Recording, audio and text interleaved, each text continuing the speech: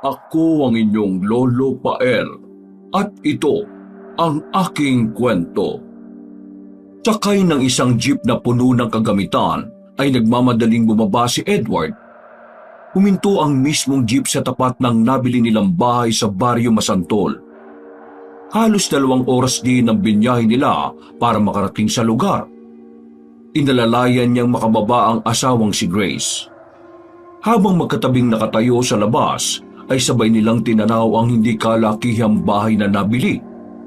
Napangiti si Edward at niyakap si Grace. Kahit papano, natutupad na natin ang mga pangarap natin. May sarili na tayong bahay ngayon. Di na tayo makikipisan sa bahay ng mga magulang ko. Malaki ang tiwala ko sa iyo. Basta magkasama tayo, sabay nating tutuparin ang mga pangarap natin. Pinilit ni Edward na makapag-ipon para makabili ng bahay. Madalas kasi ay hindi nakakasundo ang nanay niya at si Grace. Nang magdesisyon siyang mag-asawa, ay pansamantala na doon muna sila sa bahay ng magulang nakitira. Ilang beses din siyang sinabihan ng ina na bumukod, pero dahil magastos ang umuupa ng bahay, kaya hindi pumayag si Edward sa mungkahi ng ina. Nitong mga nakaraang buwan, ay napapadalas na ang awayan at tampuhan na magbiyenan, kaya naman kahit kulang pa ang perang ipon ni Edward, ay naganap na siya ng bahay na malilipatan.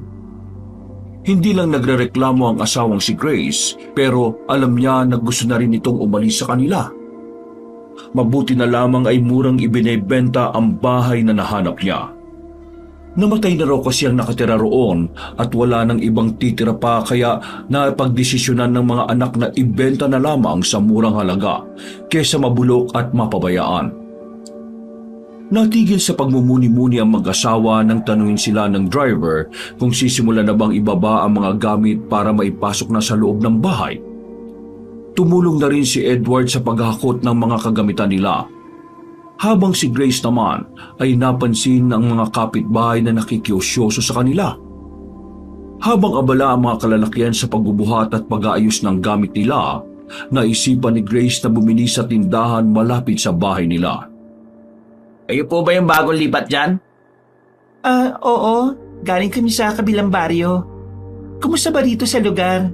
Maayos at tahimik naman ba? Ang totoo medyo magulo rito sa baryo namin eh. Mga nakaraan kasi, mga natatagpo ang bangkay dyan sa bukid. May gumagalang serial killer dito?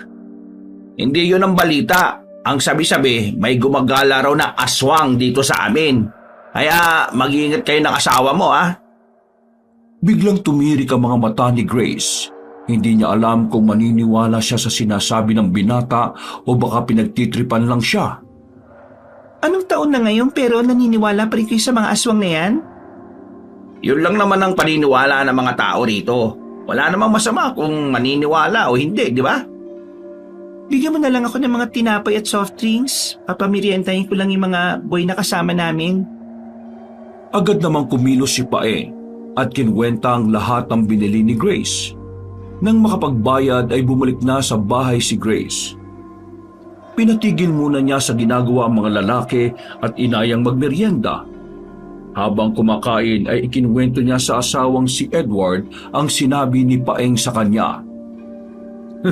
Nako, nagpapaniwala ka naman sa lalaking yun. Di sana meron din sa lugar natin kung sakali. Kaya nga hindi naman ako naniwala eh.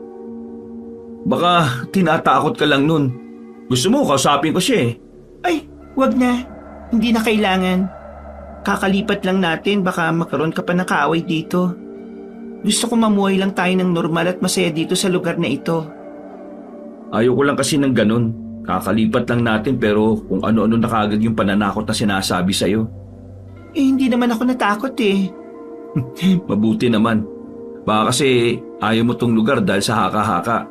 Wala na akong pera pambili ng bagong bahay, no? Natawa naman si Grace sa biro na yun ng asawa.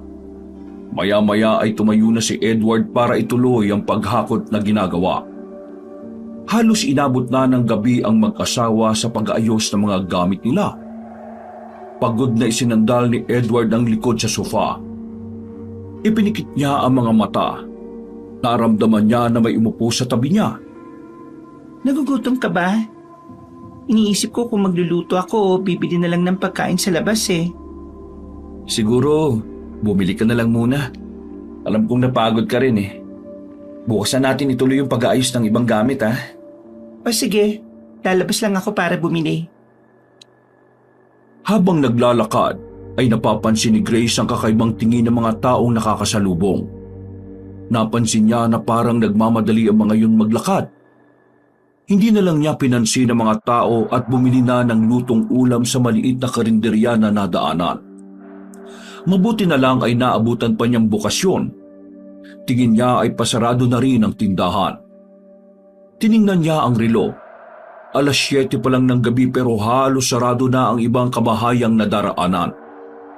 Pagka-uwi ay agad na naghain si Grace. Napansin niya na nakatulog na ang asawa sa mahabang sofa. Naisip niya kung gigisingin niya ito o hahayaan ng magpahinga. Naupo siya sa gilid nito at mahinang hinaplos ang pisngi ni Edward. Nagulat pa si Grace nang biglang dumilit ang mga mata ng asawa. Kakain na ba tayo? Oo, kaya bumangon ka na. Nakapagkain na ako. Nagpatiulan ng pumunta sa lamesa si Grace habang si Edward ay inunat-unat pa ang mga braso. Habang magkasalong kumain ang mag-asawa, ay hindi napigilan ni Grace na ikwento ang mga napansin niya sa labas kanina. Alam mo ba, parang ang weird ng mga tao dito sa baryo. Paano mo naman nasabi? Kanina habang naglalakad ako, pinagtitinginan ako ng mga tao. Tapos, yung mga bahay sarado na. Doon nga sa atin, inabot hanggang 10:00 ng gabi ang mga tindahan eh. Pero dito, papasarado na 7:00 pa lang. Baka nakaugulian lang ng mga tao dito na maagang natutulog at nagpapahinga. Basta, may kakaiba dito sa lugar na ito. Masasanay ka rin sa lugar na to. Sa ngayon, baka naninibago ka pa lang. Hindi na kumibo pa si Grace. Naalala niya ang sinabi ng tinderang napagbilhan ng ulam kanina. Ang sabi nito sa kanya na kapag gabi ay huwag na siyang lalabas pa ng bahay dahil lubang delikado. Baka matsyempuan daw siya ng aswang at siya ang gawing biktima. Napapaisip siya kung totoo ba talagang may aswang, lalo na at makabago na ang panahon. Unang gabi na mag-asawa sa nilipatang bahay, ay sobrang sayang nararamdaman nila dahil sa wakas ay solo na nila ang bahay. Nakabukod na sila at magagawa na nila ang lahat ng gusto nila na walang sumisita at nakikialam sa kanila. Habang magkayakap ang dalawa, ay simulang haplusin ni Edward ang katawan ng asawa. Nagpaubaya naman si Grace at hindi nagtagal, unti-unting naalis ang saplot sa kanilang dalawa. Tilahok na ng manok ang nagpagising kay Grace ng umagang yon. Pagmulat ng mga mata ay wala na sa tabi niya ang asawa. Agad siyang nagbihis at bumangon. Paglabas ng kwarto ay napansin niyang nasa ayos na ang ibang mga gamit nila. Nagpasya siyang mag-init ng tubig para makapagtimpla ng kape. Gising ka na pala. Galing sa labas si Edward. Napansin ni Grace ang dala nitong supot. Parang ang aga mo yatang nagising. Saan ka pala galing? Eto, bumili ako ng pagkain sa labas para may almusal tayo. Medyo gutom na rin ako eh. Ang aga ko kasing naglikpit dito. Sana ginising mo ako para natulungan kita. Ayokong istorboy ka kasi kaya ko namang mag-ayos dito eh. Kakaunti lang naman ang kailangan ayusin. Natapos ko na nga O tara na, mag-almusal na tayo.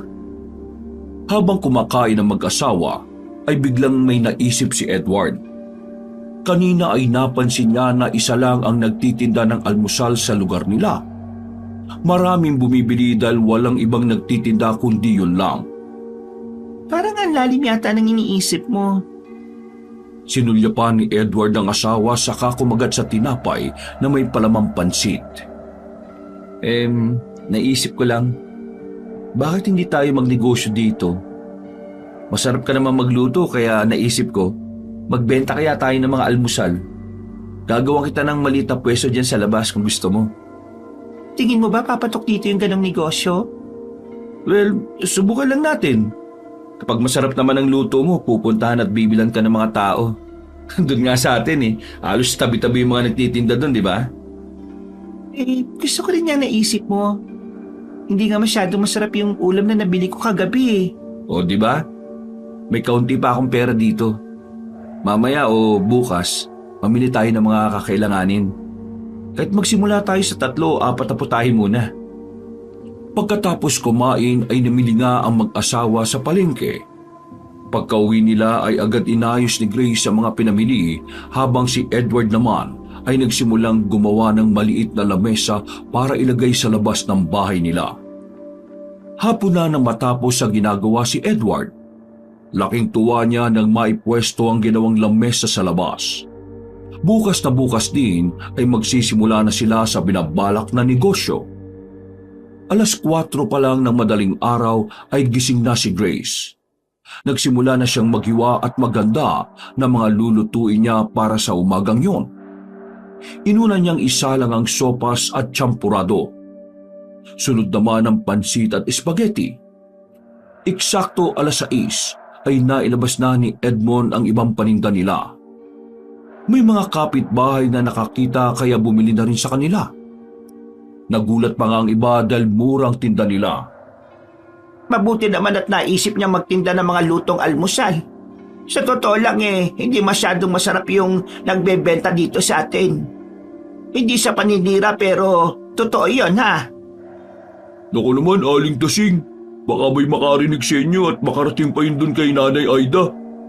Matagal ko nang sinasabi sa kanya na sarapan at ayusin niya yung luto niya Minsan matabang, minsan naman sobrang alat ang timpla niya. Matanda na rin ho kasi si Nanay Aida kaya naiiba na siguro yung panlasa niya. Tikman niyo po itong luto ng asawa ko. Nasisiguro kong hindi po ako mapapahiya sa inyo. Mukhang masarap Kanina ko pa naaamoy yung mabangong niluluto niya. Kalipat niyo lang ba dito? Oo, nung isang araw lang. Ako nga pala si Piolo. Diyan lang ako nakatira malapit dito sa inyo. Edward lang ang itawag mo sa akin. Natigil sa pagkukwentuhan ng tatlo nang lumabas si Grace. May dala itong bagong lutong spaghetti. Nang mailapag sa lamesa ay lalong nadagdagan ang mga bumibili sa kanya. Ipinamalita kasi ng ibang nakabili na may tinda siya kaya ang iba ay naingganyong pumunta sa bahay niya. Masaya naman ang mag-asawa dahil sa unang araw pa lang ay nakaubos sila ng paninda. Maya-maya ay mamimili sila ulit para sa lulutuin kinabukasan. Kagaya ng nauna, madaling araw pa lang ay gising na si Grace. Nagsimula na siyang maghiwa ng mga lulutuin. Habang nagluluto ay humigop siya ng mainit na kape. Kalat na ang liwanag sa labas nang magising si Edward. Inilabas na niya ang mga pagkaing naluto ng asawa niya.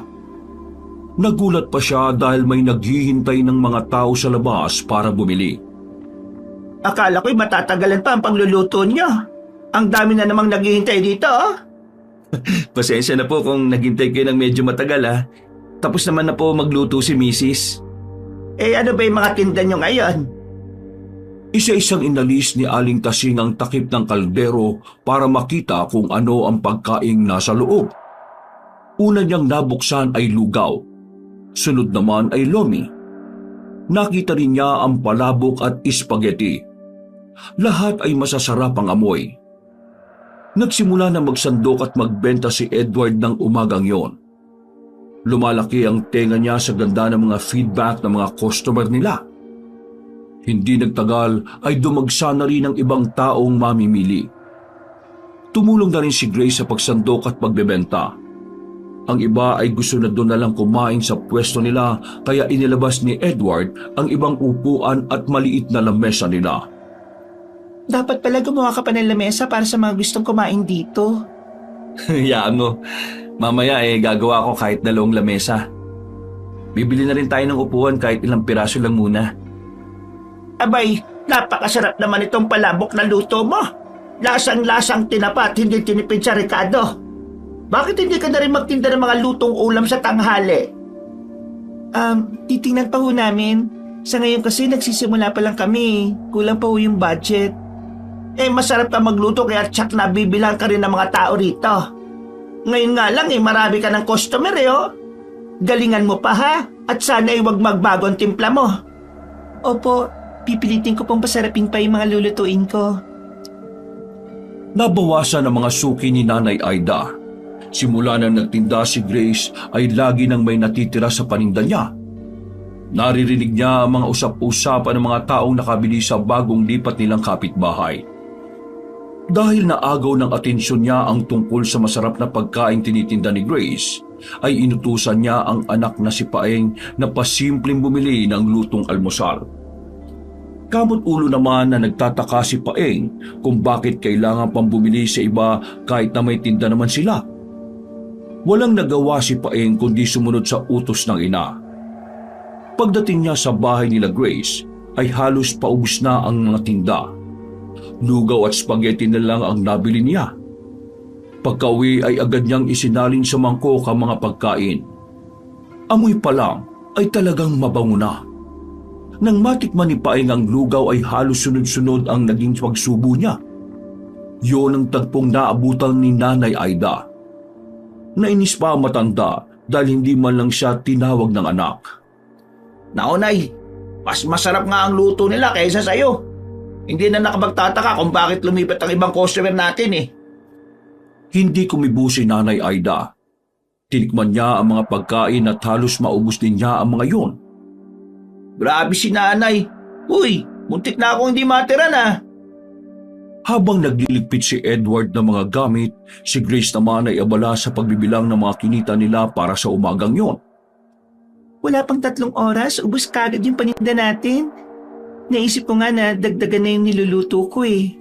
Ang iba kasi kanina, walang naabutan dahil naubusan na. Kung kaya naman ng budget, bakit hindi, di ba? Saka, kaya mo ba na dami ng niluluto mo? Baka mapagod ka na ng sobra. Madali lang naman na magluto eh. Saka, susubukan ko rin na magluto ng ulam sa tanghalian. Kapag pumatok, di ayos. Makakaipon tayo. Sana nga magdilang anghel ka, mahal. Ako naman, bala kong kumuha ng hulugang tricycle para makapamasada man lang. Naiinip ako dito sa bahay nang walang ginagawa eh. Okay naman ba na mamasada ng tricycle dito? Oo naman. Nakausap ko si Piolo eh. Libre lang ang magmiyembro dyan sa toda nila. Sikap pa lang namumuno dyan sa toda eh. Di ikaw ang bahala kung anong gusto mo. Dagdag kita rin naman yan para sa atin. Mag-ipon lang ako ng pang down payment sa kukunin kong tricycle. Yung mga kikitain ko sa pamamasada, iipunin ko para may panghulog naman ako monthly. Mukhang swerte naman ang paglipat natin dito sa bagong bahay. Swerte talaga kaya lagi lang tayo magpasalamat sa kanya dahil sa mga binibigay niyang blessing sa atin. Natigil sa pag-uusap ang mag-asawa na makadinig ng sigaw sa labas. Dali-dali silang sumilip sa bintana para tingnan kung ano ang nangyayari. Nakita nila ang isang babaeng puno ng grasa at dumi sa katawan. Punit-punit din ang damit at shorts nito at may dala pang isang sako. Nakita ko ang aswang kagabi. May kinakain na naman siya. Hay, Ikang. Kung wala kang magandang sasabihin, pwede ba lumayas ka rito? Hindi napigilang sigawan ng matanda ang babaeng pulubi na tila wala sa katinuan. Nakaramdam ng awa ang mag-asawa na nanatiling nakasilip sa bintana. Ngumisi si Ikang at dinuro ang matanda. Ay, masama ang ugali mo. Ikaw ang susunod na kakainin ng aswang. Che, ang tanda kong ito. Hindi ako naniniwala dyan sa aswang-aswang na yan. Subukan niya magpakita at ako ang papatay sa kanya. Pisit na babaeng pulubi. Tumataas ang presyon ko sa iyo eh. Hawak ang walis tingting ay iwinasiwas ni Aling Tasing ito kay Ikang. Umiyak naman ang pulubi habang tumatakbo palayo. Panay pa rin ang tungaw ni Aling Tasing habang pumapasok sa bakuran niya. Kasalukuyan kasi siyang nagpapahinga ng maistorbo dahil sa ingay ni Ikang sa labas. Dahil maedad na, kaya naman mabilis siyang mairita kapag nakakarinig ng ingay. Grabe naman si Aling Tasing, pati pulubi pinapatulan. Mabuti na lang at hindi na nakit yung pulubi. Sa iba niyan, baka pinatulan siya kahit may edad na siya. Para pa namang may sakit sa pag-iisip yung pulubi, no? Bibigyan ko nga sana ng pagkain kaya lang tinaboy na ni Aling Tasing eh. Kapag nakita mo na lang ulit, saka mo siya abutan ng pagkain. Mag-iingat ka lang at mahirap na. Eh, mukha naman mabait yung pulubi. Ay teka, hugasan ko na nga pala muna yung kaldero na ginamit mo. Mamili tayo ng maaga ngayon ha, dahil mamayang hapon may gagawin ako. Nagtuloy-tuloy ang pagtitinda ni Grace ng lutong almusal. Medyo dinamihan niya ang niluluto dahil araw-araw ay dumadami ang nagiging customer niya.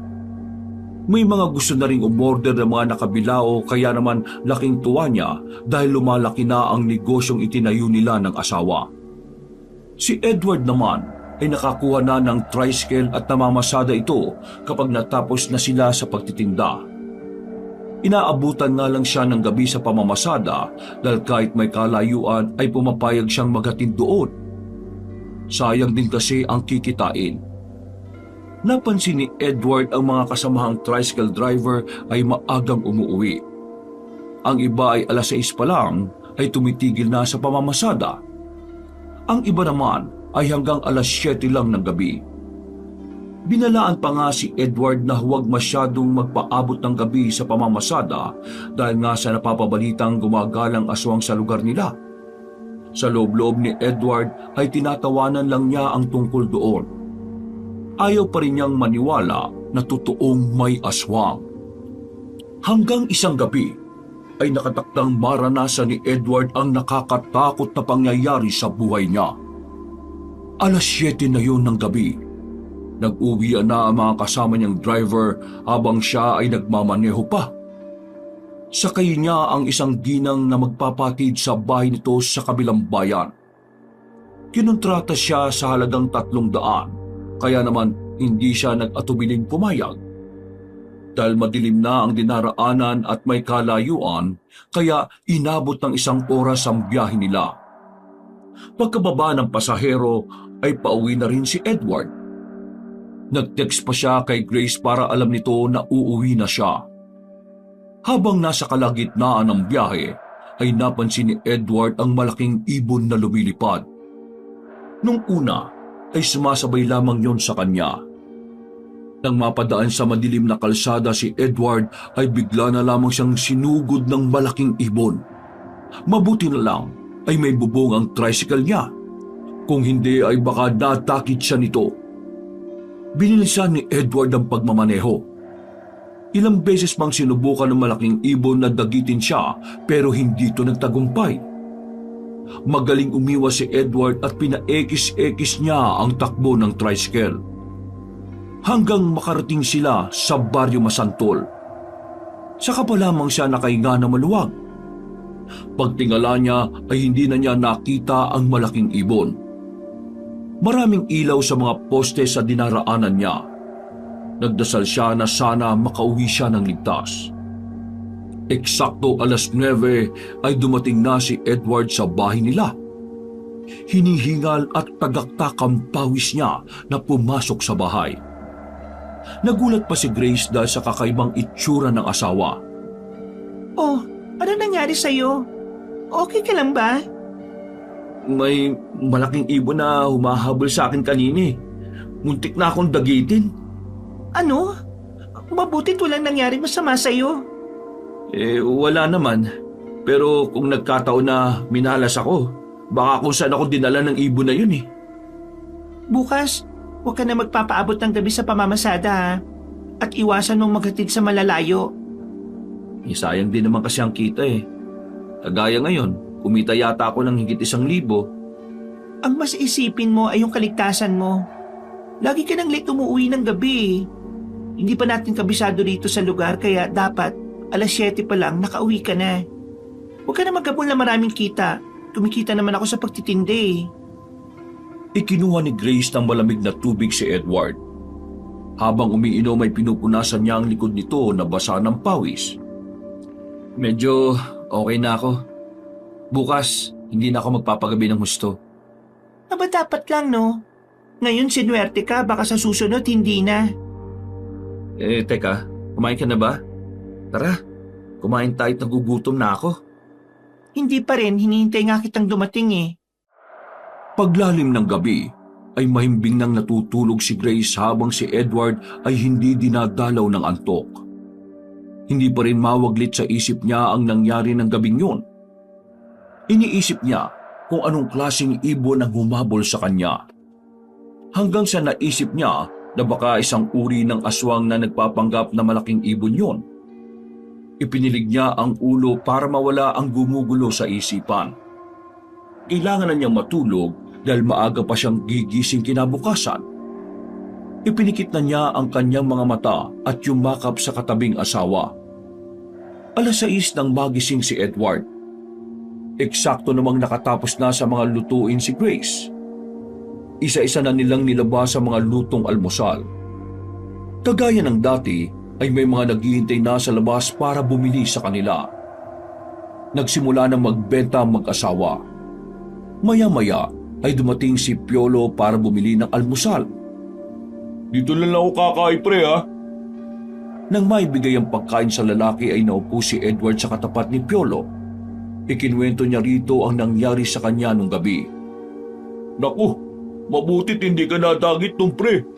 Alam mo bang ilan sa katoda natin ang nakaranas na kagaya ng sayo? Halos ganyan din ang kwento nila.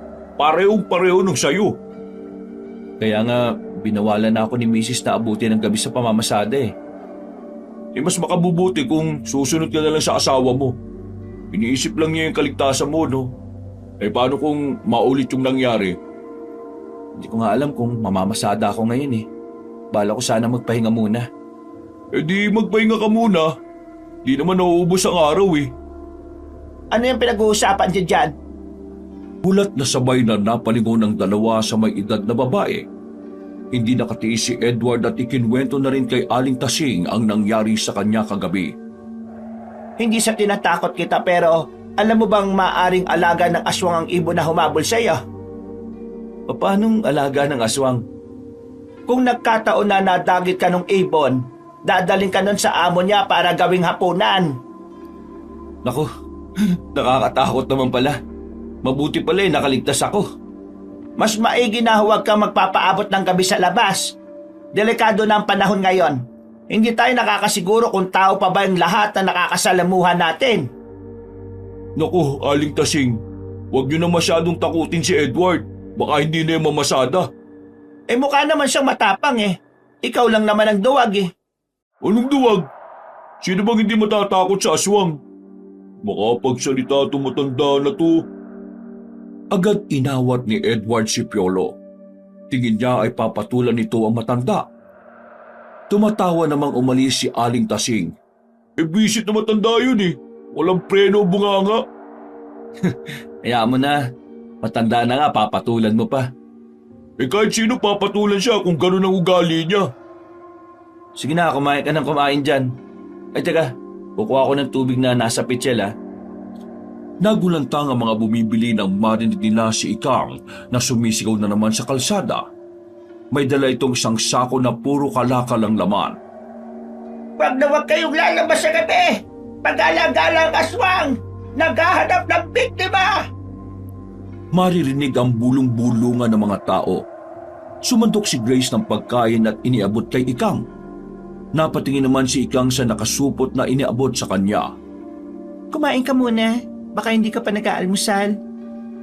Wala ba itong lason?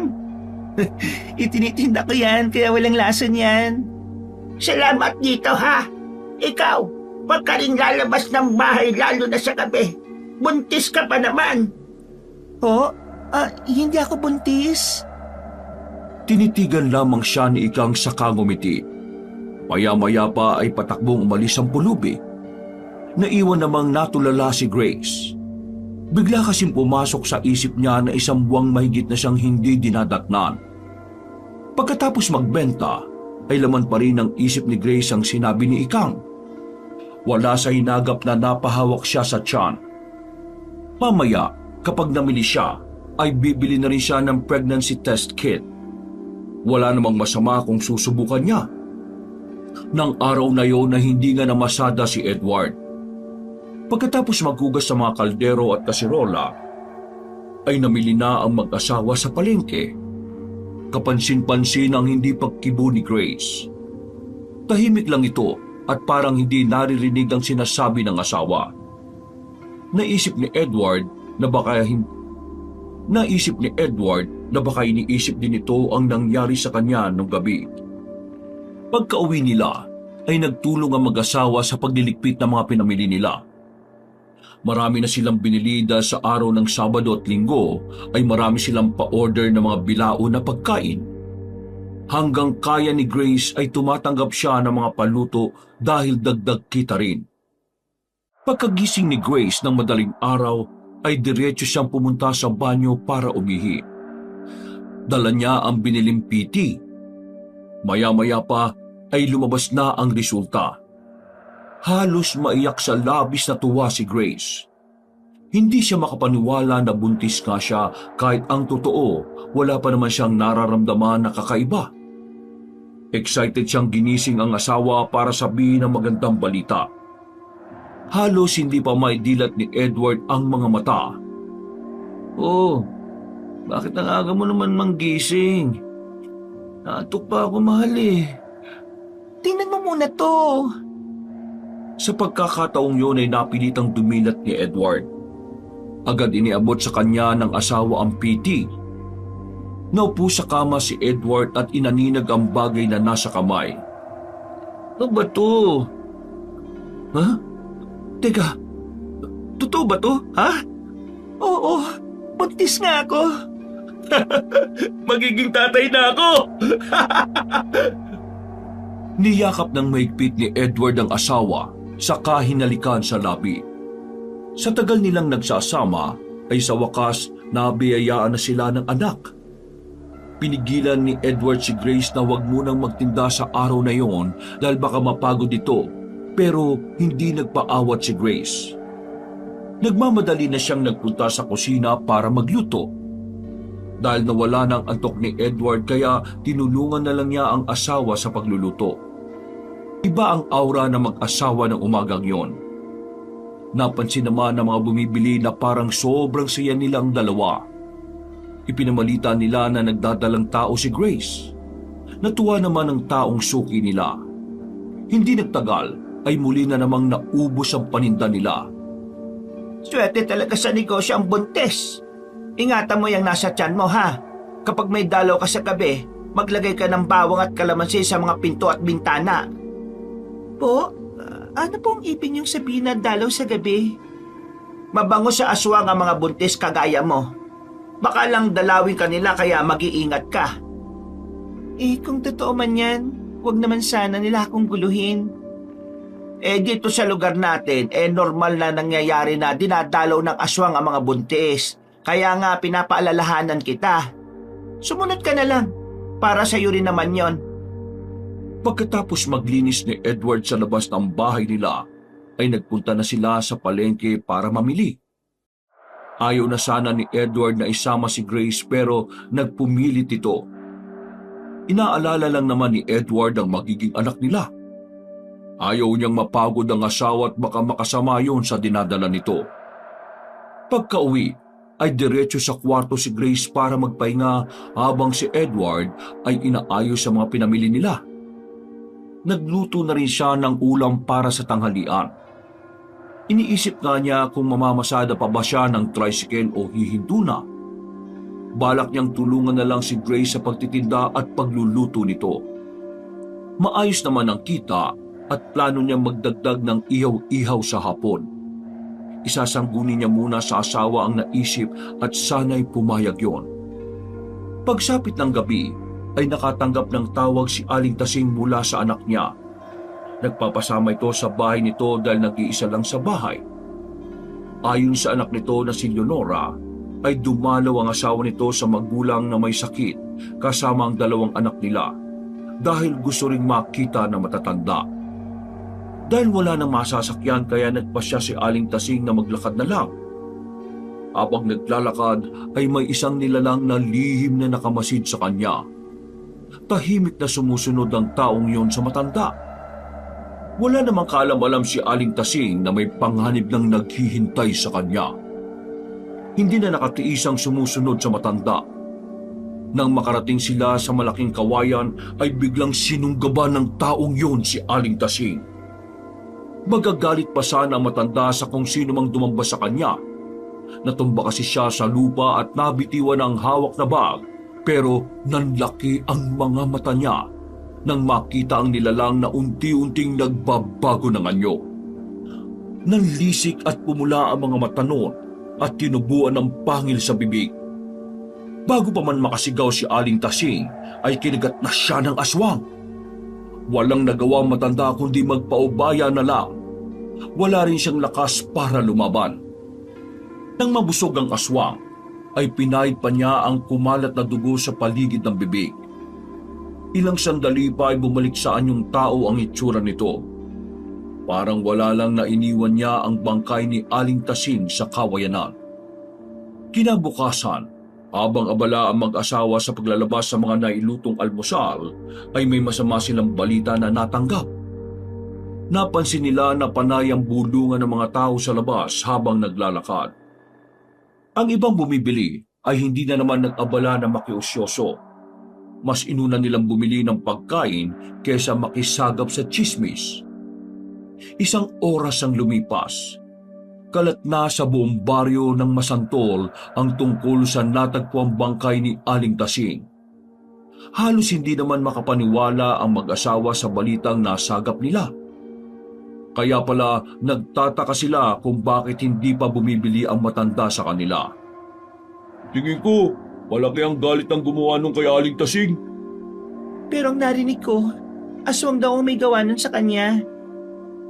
Pwede ring aswang ang may gawa nun pero sa dami ng nakaalita na matandang yun, posible rin na isa sa may lihim na galit sa kanyang gumawa nun. Basta, mahirap manghula sa tunay na nangyari sa kanya. Bakit naman kasi hindi siya nagpatid na lang kay Edward kagabi? Sana hindi siya napahamak. Baka ayaw lang din niyang maistorbo kayo lalo na't buntis ka pa naman. Delikado na wala kang kasama sa bahay niyo kapag gabi. Alam mo, nalulungkot ako sa sinapit niya. Mabait pa naman sa akin si Aling Tasing. May topak lang talaga madalas sa matanda na yun pero kapag nakasundo mo naman ayos din makisama. Ano kaya ang balak ng anak ni Aling Tasing sa bangkay niya? Ibuburol pa ba dyan sa bahay? Baka hindi na daw iburol.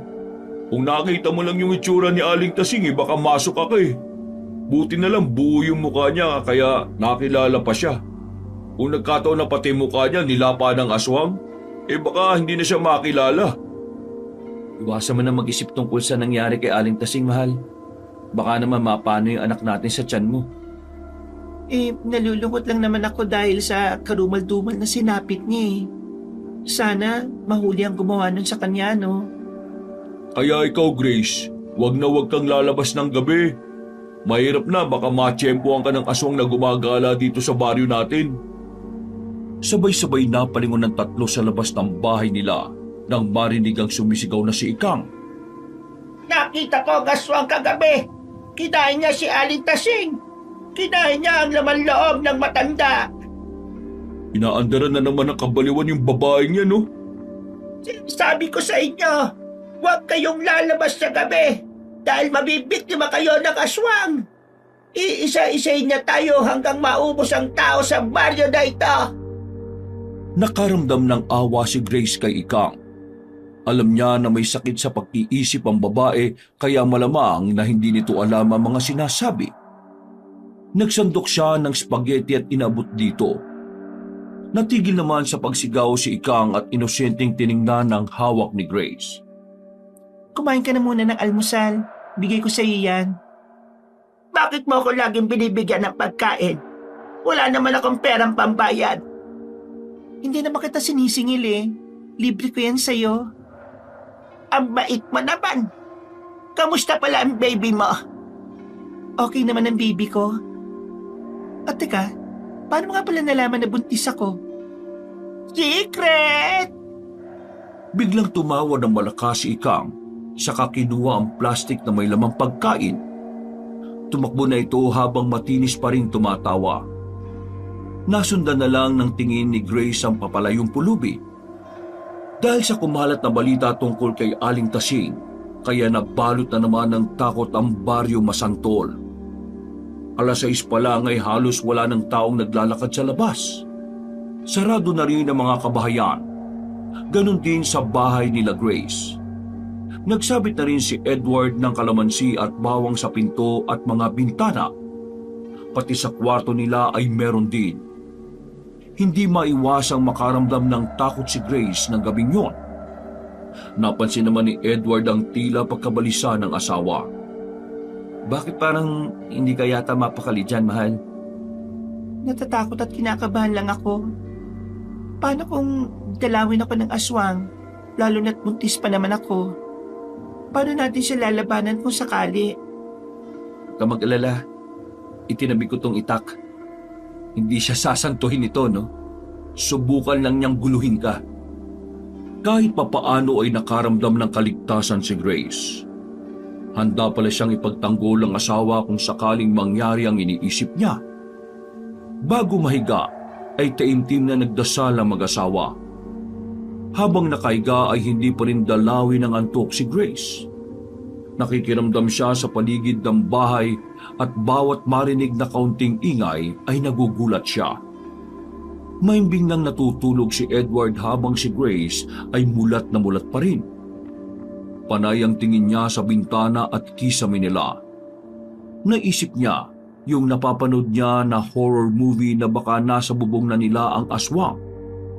Maya-maya pa ay unti-unti nang pumikit ang mga mata ni Grace. Hindi niya namalayan na tinamaan na din siya ng antok. Napasarap ang tulog ni Grace kaya umaga na nang siya ay magising. Hindi rin siya ginising ni Edward at tinayaang makapagpahinga siya. Gulantang si Grace nang makita na 7:00 na ng umaga. Nakasimangot siyang humarap sa asawa. Nakakainis ka naman. Bakit mo naman ako hindi ginising? Hindi tuloy tayo makakapagtinda ngayon. Sayang ang kikitain natin, oh. Napakahimbing ng tulog mo kaya hinayaan na kita magpahinga muna eh. Anong sabi ng mga pumunta rito?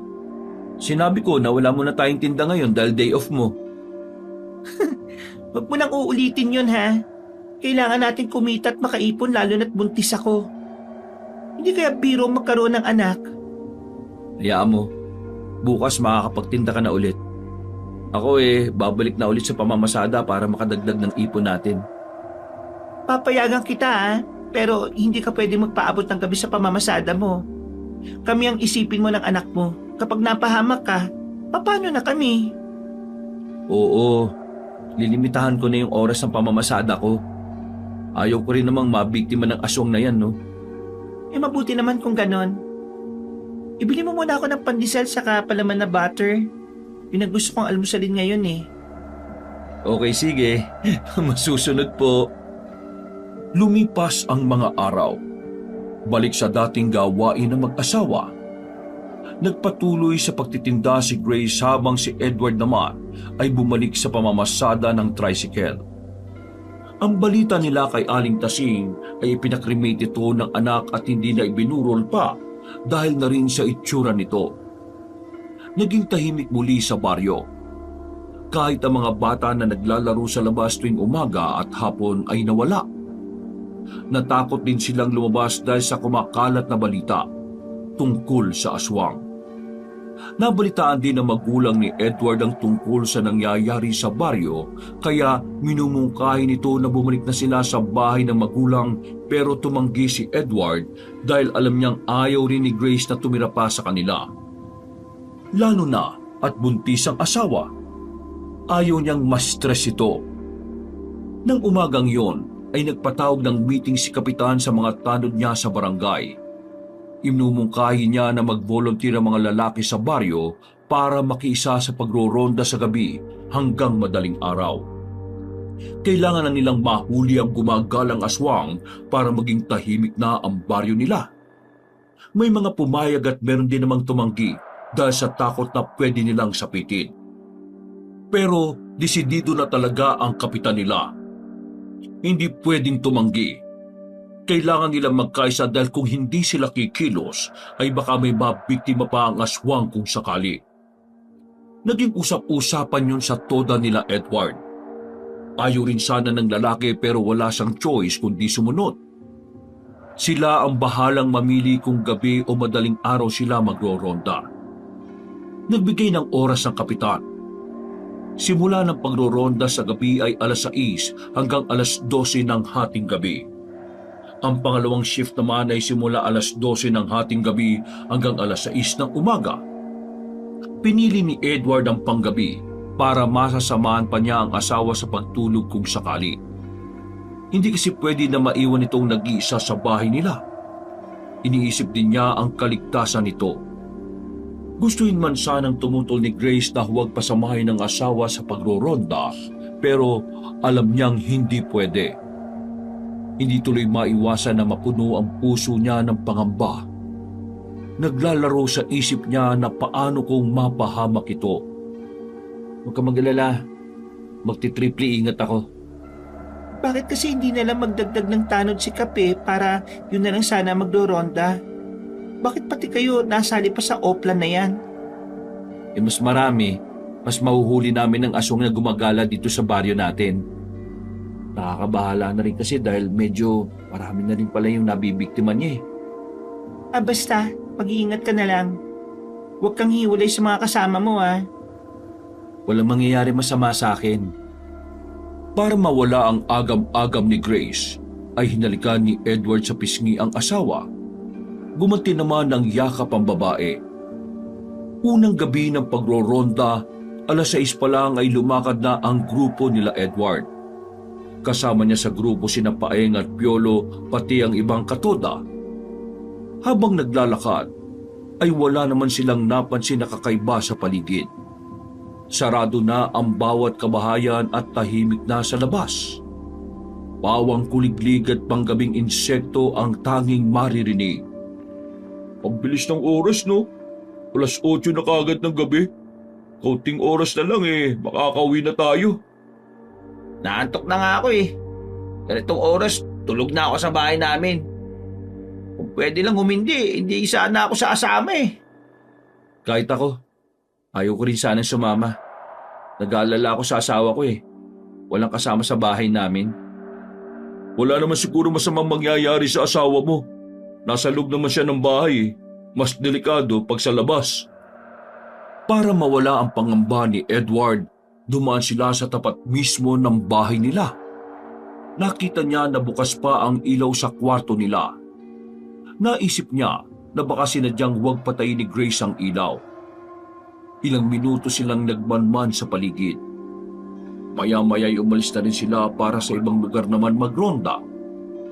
Nang makaramdam ng pagod, ay naupo muna sila sa waiting shed na may mahabang upuan gawa sa kahoy. Nagsindi naman si Paeng ng sigarilyo para mabugaw ang mga lamok na lumalapit sa kanila. Habang nakaupo, ay nadaanan pa sila ng ibang kasamahang nagro-ronda rin. Ilang oras na lang ang hinihintay nila at makakauwi na sila. Eksakto alas 12 ng hating gabi nang magkanya-kanya na nang uwi sila Edward. Pagpasok niya sa bahay nila ay dumiretso siya sa kusina. Medyo nakaramdam siya ng gutom kaya kumain muna siya bago umakyat sa kwarto nila. Bukas pa rin ang ilaw sa kwarto nila habang si Grace ay mahimbing nang natutulog. Humiga na rin si Edward sa tabi ng asawa at niyakap ito ng maigpit. Madaling araw nang magising si Grace. Dahan-dahan siyang bumangon para simulan na ang pagluluto. Hindi na niya ginising ang asawa dahil alam niyang puyat na ito. Nang matapos sa mga lutuin ay inisa-isa na niyang ilabas sa mga lutong almusal. Kagaya ng dati ay naghihintay na ang mga suki niya na maaga ring nagigising. Hindi sinasadyang napatingin siya sa katapat na bahay. Naalala na naman niya si Aling Tasing. Yung pa naman ang laging nauna sa pila ng mga suki niya pero ngayon ay wala na ito. Lumipas ang isang linggo. Naging tahimik naman sa baryo. Naisip na kapitan na tama lang ang opla na ginawa niya para matakot ang aswang na gumala-gala sa lugar nila. Hindi niya alam kung gaano niya katagal gagawin ang pagroronda ng mga kalalakihan. Mas maigi kung mahuhuli ang aswang para matigil na ang takot at pangamba ng mga tao roon. 6:00 ng gabi, nagsimula na magronda sila Edward kasama ang ibang kagrupo. Nang gabing yun ay iba ang hatid ng hangin. Malakas at malamig ang hangin na tila nagbabadya ng malakas na ulan. Dinadalangin ni Edward na sana ay bago bumuhos ang ulan ay matapos muna nila ang pagroronda. Ilang oras ang lumipas, lalong lumalakas ang ihip ng hangin. Mukhang babagsak na ang ulan ah. Maghanap na muna tayo ng pwedeng masilungan. Doon na lang muna tayo sa waiting shed. Sumang-ayon naman ang ibang kasamahan nila. Mabibilis sa mga hakbang na tinunga nila ang waiting shed. Eksaktong nakarating doon ay bumuhos na nga ang malalaking patak ng ulan. Habang nakaupo, ay nakatanaw sila sa madilim na kalsada. Nagkukwentuhan ng iba para lumipas ang init. Halos 1 oras din ang ibinuhos ng ulan bago tumigil. Nang tumila, ay nagpatuloy sa pagroronda sila Edward. Nang mapadaan sila sa may kawayanan, ay napansin ni Paeng na parang may tao roon. Uy, nakita niyo ba yon? Ang alin? Sino? Parang may tao sa may kawayanan. May nakita akong anino eh. Baka guni-guni mo lang yun. Imposible naman na may tatambay sa lugar na yan. Eh kung manuno pa siya dyan. Tsaka wala namang tao eh. Nagpatuloy sa paglalakad ang grupo nila habang si Paeng ay hindi mapakali. Panay ang lingon niya sa may kawayan. Eksaktong paglingon niya ay nakita niya ang isang aninong nakatayo roon. Muli niya yung itinuro sa mga kasamahan. Lumingon sila pero wala na namang nakita. Namamalikmata ka lang siguro. O baka inaanto ka na kaya kung ano-ano na nakikita mo. Hindi. Sigurado ako sa nakita ko. Hindi kaya yun yung aswang na gumagala-gala dito sa baryo natin? Ay nako, tinatakot mo lang ang sarili mo. Sa tingin mo ba, lalabas yun eh, ang dami natin? Takot lang nun sa atin. May mga dala pa tayong armas. Nang matapos ang oras ng pagroronda nila Edward, ay nagkanya-kanya na naman sila nag-uwi. Samantalang si Paeng ay nagpasyang bumalik sa may kawayanan. Hawak ang batuta ay ginalugad niya ang paligid ng kawayanan pero bigo siyang makita ang hinahanap. Uuwi na sana siya. Pagharap niya ay nagulat siya nang makita ang isang nilalang na nakatayo sa harapan niya. Ha? Sino ka? Gabing-gabi na. Bakit nasa labas ka ba? Hindi sumagot ang tao. Maya-maya pa ay gumalaw ang mga balikat at katawan nito. Hindi alam ni Paeng kung sinusumpong ng sakit na epilepsy ang taong nasa harapan. Ilang sandali pa ay napansin ni Paeng ang pagbabago sa kaharap. Nakita niya ang mapupulang mata nun. Tatakbo sana siya pero huli na. Nadamba na siya ng nilalang. Nagkunyapit yun sa likod niya at saka siya kinagat sa batok. Napasigaw ng ubod lakas si Paeng. Nagdarasal siya na sana ay may makarinig sa kanyang nagro-ronda pero hindi papayag ang aswang na makatakas siya. Nang sumirit ang malapot na dugo ni Paeng sa gilid ng leeg, ay unti-unti itong bumagsak sa lupa. Yun naman ang pagkakataon na hinihintay ng aswang. Nilantakan niya ang katawan nito hanggang sa mabusog siya. Sa takot na baka may makakita sa kanya, ay nagmamadali na rin siyang umalis. Iniwan niya sa kawayanan ang walang buhay na katawan ni Paeng. Madaling araw nang mapansin ng isang grupo na nagro-ronda ang nakahandusay na katawan sa kawayanan. Akala nila isang lasing lang ang doon nakatulog pero laking gulat nila nang siyasatin ng lalaki na wala na itong buhay at naliligo sa sariling dugo. Agad silang tumawag ng tulong para i-report ang nakita. Sa morgue ay hindi makapaniwala si Nanay Aida sa sinapit ng anak. Kaisa-isa niyang anak ang lalaki at katuwang sa tindahan at sa buhay. Ngayong patay na si Paeng Paano na lang siya dahil nag-iisa na lang siya sa buhay? Tigmak sa luha na niyakap ni Nanay Aida ang walang buhay na katawan nito. Parang gusto niyang sisihin ng kapitan nila kung bakit nangyari yun kay Paeng. Kung hindi ito sumama sa pagroronda, sana ay buhay pa ito. Dumating naman si kapitan sa morgue nang mabalitaan ang nangyari. Lubos siyang humihingi ng pasensya at tawad. Para makatulong, ay sinagot na ni kapitan ang magagastos sa punerarya. Sa pwesto naman ni Grace, ay naging usap-usapan na rin ang nangyari kay Paeng. Nang magasing si Edward ay sinalubong siya ng masamang balita. Anong nangyari sa kasama mo kagabi? Hindi ba yung magkakasama kayo na nagro-ronda? Oo, sabay-sabay kaming umuwi. Paano naman siya mabibiktima ng aswang? Yun na nga nakapagtataka eh. Natagpuan daw sa kawayan na ng bangkay ni Paeng. Nako, malamang bumalik siya doon para tingnan yung sinasabi niya kagabi na nakikita niya. Ano ba yung balita? Ibuburol daw ba? Eh ang sabi ng mga kapitbahay, 2 o 3 araw lang yatang ibuburol. O sige, pupunta ako mamaya. Ikaw, huwag ka nang sumama ah. Bawal yata sa buntis ang pumupunta sa lamay ng patay eh. Hindi rin naman talaga ako sasama dahil takot akong tumingin sa patay, no? May iwan na lang ako sa bahay saka mamaya eh. Huwag ka munang sumama sa pagdoronda. Natatakot ako sa mga nangyayari dito sa baryo eh. Ang totoo, hindi ako mapakali kapag nasa labas ka pa at hindi ka pa nakakauwi. Lalo ngayon na may biniktima na naman ng aswang. Kasama niyo pang nagro-ronda. O sige, magpapaalam ako na hindi muna ako sasama sa pagro-ronda mamayang gabi. Idadahilan ko lang na masama ang pakiramdam mo. Nang maubos ang paninda nila Grace, ay namalengke na rin ang mag-asawa. Nang sumapit ang gabi ay nagpunta nga si Edward sa bahay nila Nanay Aida para nakiramay. May dala rin siyang isang lata ng biskwit. Mugto pa mga mata ni Nanay Aida na pinapasok siya sa bahay. Unang gabi pa lang ay marami ng taong pumunta para makiramay. Nakita rin niya si kapitan at ibang mga konsehal na nakikiramay.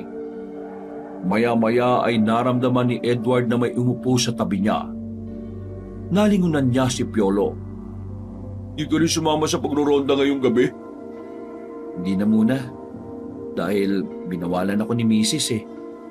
Natatakot siya na baka ako naman ang sunod na mabiktima. Kahit ako, natatakot din. Baka nga hindi na talaga ako sumama sa pagroronda eh. Binabawalan na rin ako ng nanay ko. Ano nga kaya yung tunay na nangyari kay Paeng, no? Nakakagulat lang kasi talaga yung pagkamatay niya eh. Kasama pa lang natin siya kagabi tapos mababalitaan natin na patay na. Hindi nga kaya yung aswang yung nakita niya kagabi sa may kawayanan? Posible rin naman. Doon din natagpo ang patay si Aling Tasing eh. Hindi kaya ginagawa niyang pugad yung kawayanan na yun? Pwede. Madilim kasi yung lugar na yun eh. Natigil sa pag-uusap ang dalawa nang abutan sila ng babae ng sopas at juice. Agad naman tinanggap ng dalawa ang pagkain at sinimulang kainin. Huwag kayong matutulog. Baka kunin ng aswang ang katawan ng bangkay para kainin. Napatingin ang lahat ng tao sa marungis na pulubi na dumating sa lamay. Naupo si Ikang sa labas habang panay pa rin ang salita ng kung ano-ano tungkol sa aswang. Nakita ko ang aswang kagabi kung paano niya kainin si Paeng. Daming dugo na lumabas sa kanya tapos sinipsip ng aswang ang duga. Alam mo kung matinulang yan si Ikang, baka maniwala pa mga tao sa mga sinasabi niya eh.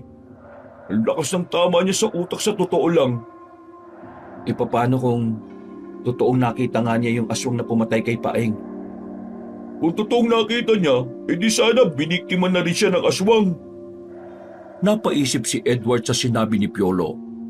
Napatitig na lang siya sa babaeng pulubi.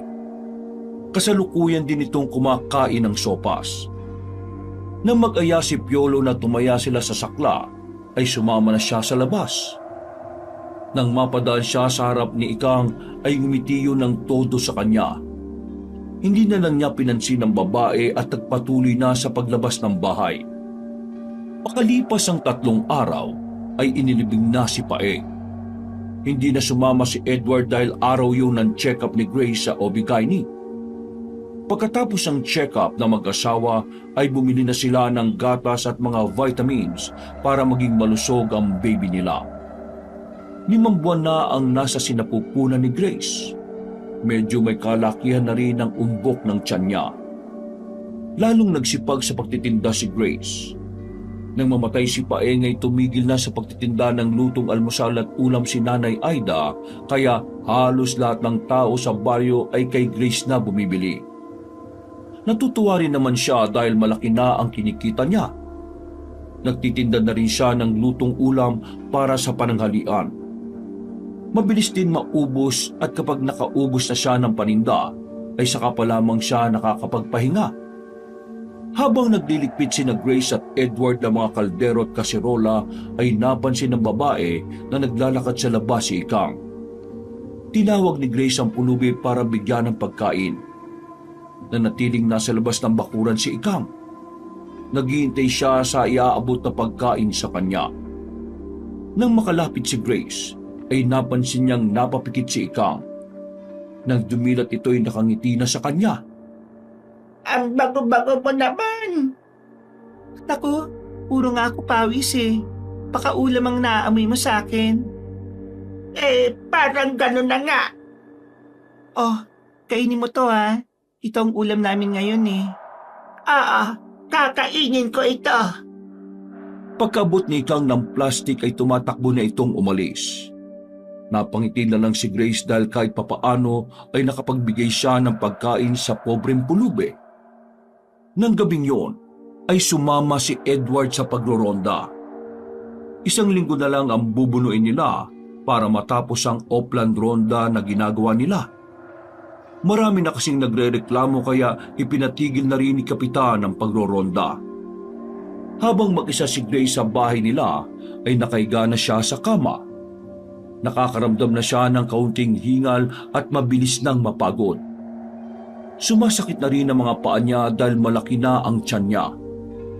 Umupo siya at pinahira ng omega ang paa para kahit papaano ay mawala ang sakit na nararamdaman.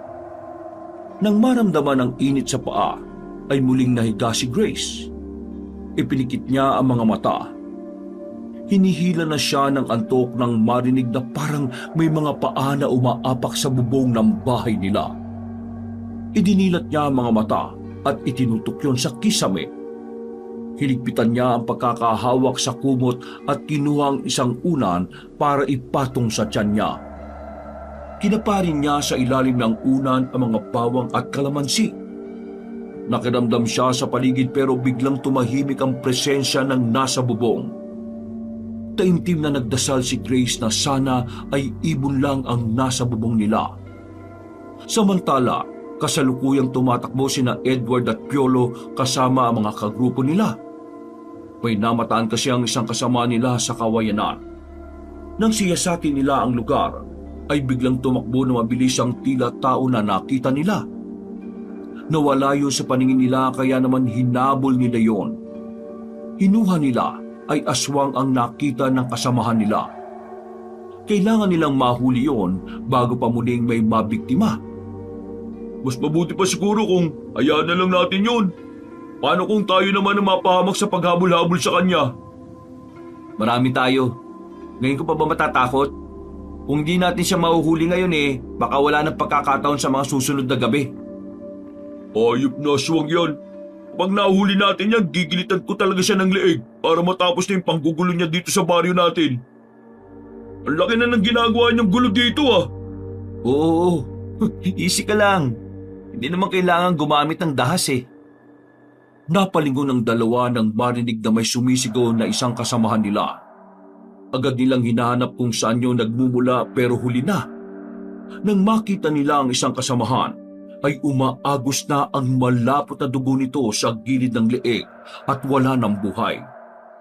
Sinilaban ng takot ang lahat ng mga kalalakihang naroroon.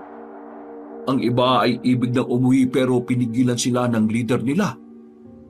Mas kailangan nilang mahuli ang aswang para mapagbayaran nito ang lahat ng kasalanan. Pinatalas nila ang pakiramdam sa paligid. Alam nila na nasa paligid lang ang aswang at nakahandang biktimahin ng isa sa kanila. Maya-maya pa ay isang kasamahan na naman nila ang sumigaw ng malakas. Pinilit niyang abutin at labanan ang nilalang na kumakapit sa likod ni Jojo, pero malakas ang kung sino mang nakakapit sa kanya. Ilang sandali pa ay kinagad siya nito sa gilid ng leeg. Biglang bumagsak sa lupa si Jojo habang tirik ang mga mata. Tumatawa naman na matinis ang aswang. Mukhang nasisiyan siya sa nangyayari sa mga oras na yon. Balak niyang ubusin ng buong grupo na humahabol sa kanya dahil kapag nahuli siya ay malalaman kung sino siya. Hindi pwedeng malaman ang totoong pagkatao niya. Sunod namang nakita ng aswang ay si Piolo. Panay ang lingap nito sa paligid habang may hawak na batuta. Napangisi ang aswang dahil narinig niya na sinabi nito nagigilitan daw siya kapag nahuli siya. Ilang sandali pa ay tumalon ng aswang sa likod ni Piolo. Dahil sa gulat, kaya naman nagwala si Piolo. Pilit niyang inaalis ang sino man na nasa likod niya. Iska niya sa likod ko! Kung inaakala mo na makakain mo ko, nagkakamali ka dyan! Agad namang tumulong si Edward nang marinig ang nangyayari kay Piolo. Hawak ang batuta ay ubod lakas na hinataw niya sa likod ng babaeng nasa likod ni Piolo. Nasabi niyang babae dahil naaninag niya ang lagpas balikat na buhok nito. Bumagsak ang aswang sa lupa at mabilis ding nakatayo. Nakita ng dalawa ang mapupulang mga mata ng aswang. Hinigpitan nila ang hawak sa batuta at nakahandang sumugod sa kalaban. Ano akala mo? Kahit babae ka, hindi ka namin papatulan? Ang dami mo ng pinerwisyo rito sa baryo namin, oh! Pagbabayaran mo lahat ng kasalanan ginawa mo sa mga biktima mo! Biglang sumugod ang aswang sa kanila. Mabuti na lang at nakailag ang dalawa. Nang muling sumugod sa kanila ang babaeng aswang ay inihanda na ni Edward ang hawak na batuta. Saktong paglapit sa kanya ng aswang ay nasapol niya ito sa mukha. Bumagsak sa lupa ang aswang. At tumili pa ang dalawa na lapitan ng babae para tingnan kung buhay pa ba yun. Eksaktong may dumating silang mga kasamahan at pinagtulungan na itali ang nahuling babae. Binitbit din nila ito para dalhin sa barangay. Nang makarating sila roon, ay inilapag nila sa sahigang walang malay na babae. Ilang sandali pa ay unti-unting nagbabagong itsura ng babaeng aswang. Halos hindi makapaniwala sila Piolo at Edward nang makilala ang babae. Walang iba kundi si Ikang, ang pulubi sa baryo nila. Kurtin mo nga ako, pre. Totoo ba itong nakikita ko? Oh, totoo nakikita natin. Sino mag-aakala na siya pala yung aswang na gumagala at nambibiktima dito sa baryo natin? Bahala na si Kapitan kung anong parusang ibibigay sa kanya. Mabuti na lang at nahuli natin siya. Matitigil na rin sa wakas ang takot ng mga kababaryo natin. Nang maitali ng maigpit si Ikang, ay nagpasya na umuwi ang iba. May 3 lalaki nang nagbabantay kay Ikang dahil baka magising ito. Habang pauwi, ay nadaanan nila Edward at Piolo ang sasakyan ng ambulansya. Kasalukuyang isinasakay ang 2 bangkay ng kasamahan nila. May mga pulis rin na nag-iimbestiga. Lumapit ang dalawa at nagbigay ng salaysay tungkol sa nangyari sa 2 pinatay na kasamahan. Hindi rin makapaniwala mga pulis sa narinig na kwento nila. Samantala, hindi na nakatiis si Grace. Tumayo siya at naupo sa kama. Patuloy pa rin siyang nakikiramdam sa paligid. Maya-maya ay nagulat siya dahil lang may malakas na bumangga sa bintana ng kwarto nila. Sinilaban ng takot at kaba si Grace. Nararamdaman din niyang naglulumikot ang bata sa sinapupunan niya. Kinuha niyang cellphone para tawagan ng asawang si Edward pero hindi nito sinasagot ang tawag niya. Muling naulit ang ingay sa bintana. Nang buksan niya ang ilaw, ay naaninag niya na parang hayop ang bisita niya sa gabing yon. Kung iniisip mo makakapasok ka rito, hindi ka makakapasok! Naghanap ng pwedeng gamiting arma si Grace. Naisip niya na may nakatagong itak sa ilalim ng kama nila ang asawa. Agad niyang kinuha yun at iwinasiwa sa ere. May hawak akong armas. Hindi ka sasantuin ito. Nagpatuloy pa rin sa pagmangga ng malaking ibon sa salamin ng bintana. Dahil malakas ang ibon, nagkaroon ng crack ang salamin. Ilang sandali pa ay tuluyan yung nabasag. Napatili ng malakas si Grace. Nang mapansin na pumapasok na ang ibon sa bintana, ay hindi siya nag-atubiling tumakbo palabas ng kwarto. Nang makalabas siya ng bahay ay sumigaw siya para humingi ng tulong sa mga kapitbahay, pero wala man lang sumilip o lumabas para tulungan siya. Tumakbo si Grace nang mapansin na muling lumalabas sa bintana ang malaking ibon. Nang makita na dadagitin siya, ay mabilis siyang dumapa para makaiwas. Kahit hirap tumayo dahil sa may kalakiang tiyan, ay pinilit niyang bumangon para muling tumakbo. Eksakto naman na natanong nila Edward at Piolo ang babaeng tumatakbo, kaya agad na sinalubong ng dalawa si Grace na hingal na hingal. May malaking ibon na humahabol sa akin. Halos mapugto ang hininga ni Grace sa pinaghalong takot, kaba, nerbiyos at hingal. Nakita ni Edward na pasugod sa direksyon nila ang ibon, kaya hinila niya si Grace para makayuko. Ano bang gusto ng peseng ibon na to? Parang yan din yung humabol sa akin noon ah.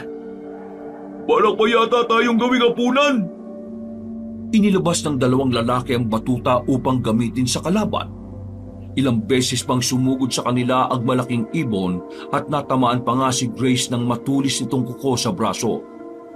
Dumugo yun kaya napilitan si Edward na punitin ang laylayan ng damit niya para itali sa dumudugong sugat ng asawa. Hinigpitan niya ang pagkakatali para matigil sa pagdurugo ang sugat. Wisit na ibon to! Isa pang perwisyo! O ibon! Wala kang makukuha at madadagit sa amin! Sa nararamdamang galit ni Edward, hinintay niyang sumugod muli ang ibon sa kanila. Maya-maya pa ay patungo yun sa direksyon ni Piolo. Bago pa man makalapit ang ibon, ay napalo na ni Edward ng hawak na batuta ang ibon. Tinamaan yun sa likod ng ulo kaya naman parang laruan na bumagsak sa lupa. Hindi pa nakontento si Piolo. Pinagpapapalurin niya ng hawak na batuta ang katawan ng ibon para tuluyan na itong mamatay. Nang masiguro nilang patay na yon, ay binitbit nila at iginilit sa kalsada. Tinulungan ni Edward na makatayo ang asawa. Puno ng pawis ang mukha nito at nahihirapan pa rin maglakad. Nagpumilit pumasok ang ibon na yan sa kwarto. Sinira't binasag niya yung salamin ng bintana para makapasok siya. Buti na lang nakatakbo ko at nakasalubong ko kayo. Kung nagkataon, baka kung ano na nangyaring masama sa akin. Natagal lang kami makauwi kasi nagbigay pa kami ng statement sa mga pulis kanina. Dalawa sa kasama namin ang pinatay ng aswang ngayong gabi. At hindi ka maniniwala kung sino yung aswang na nahuli namin. Eh sino pala ang aswang? Dali na, sabihin mo na. Pabitin ka naman eh. Walang iba, kundi si Ikang. Ha? Isikang yung pulubi? Oo, siya nga. Kahit kami hindi makapaniwala eh. Paano nangyari yun? Yun nga hindi namin alam eh. Baka talagang may laing aswang lang yung babaeng yun. Nang makarating ang mag-asawa sa bahay nila, ay nagpaalam na si Piolo na uuwi na. Pagpasok ng dalawa sa loob ay agad na inasikaso ni Edward ang mga nabasag na salamin. Winalis niya yon at nagpunas na rin ng sahig. Bukas na bukas ay papalitan niya ang nabasag na bintana. Nang matapos sa paglilinis, ay sunod namang niyang ginamot ang sugat ng asawa sa braso. Medyo malalim ang sugat, kaya bukas ay patitingnan nila sa ospital ang sugat ni Grace para mabigyan siya ng gamot kung may kailangang inumin para hindi ma-infeksyon ang sugat. Kumusta na yung pakiramdam mo, mahal? Medyo maayos na. Akala ko kanina katapusan ko na eh. Sorry kung nahuli ako ng dating ah. Baka nga napahama ka talaga. May masamang nangyari sa iyo ng anak natin. Nako, hindi ko mapapatawad ang sarili ko. Pero dumating ka naman at napatay mo naman yung ibon eh. Ikaw, kumusta ka? Hindi ka ba nasaktan ng aswang? Hindi naman. Mabuti nga't nahuli namin siya eh. Sa wakas, matatahimik na rin tong lugar natin. Hindi ko alam pero nakakaramdam ako ng awa para kay Ikang. Saan niyo pala siya dinala nung nahuli niyo siya o pinatay niyo siya? Nawalan lang siya ng malay eh. Nasaksihan ko na kung paano siya magpalit ng anyo bilang tao. Nasa barangay siya. Bahala na si Kapitan kung anong parusa yung ipapataw sa kanya. Siguro nagawa lang niya yon dahil sa tawag ng kalamnan. Kahit na ano pa yung dahilan niya, pumapatay pa rin siya ng tao. Masama pa rin ang ginagawa niya.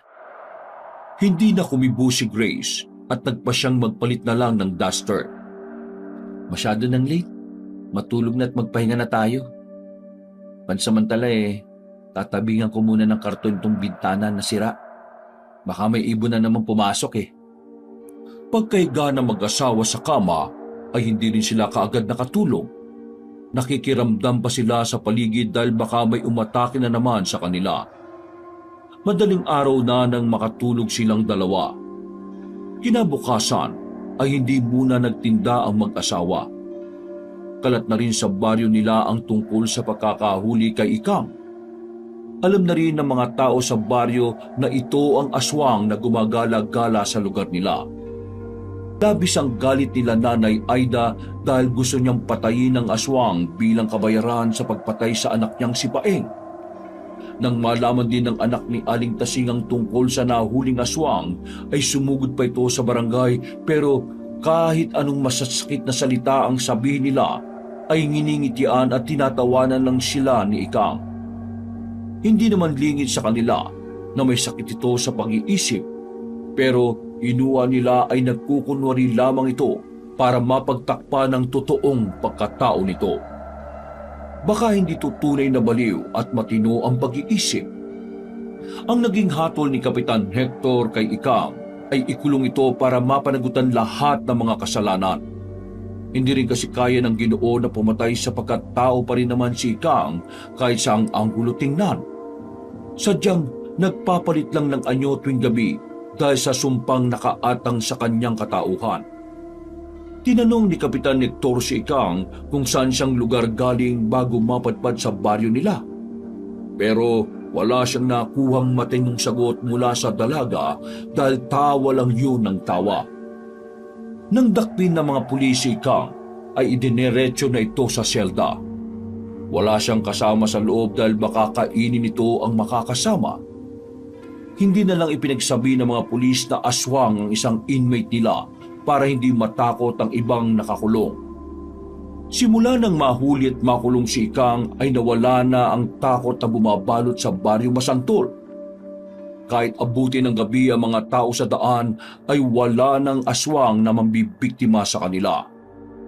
Malayo na ring namamasada ang mga tricycle driver sa gabi hanggang gusto nila.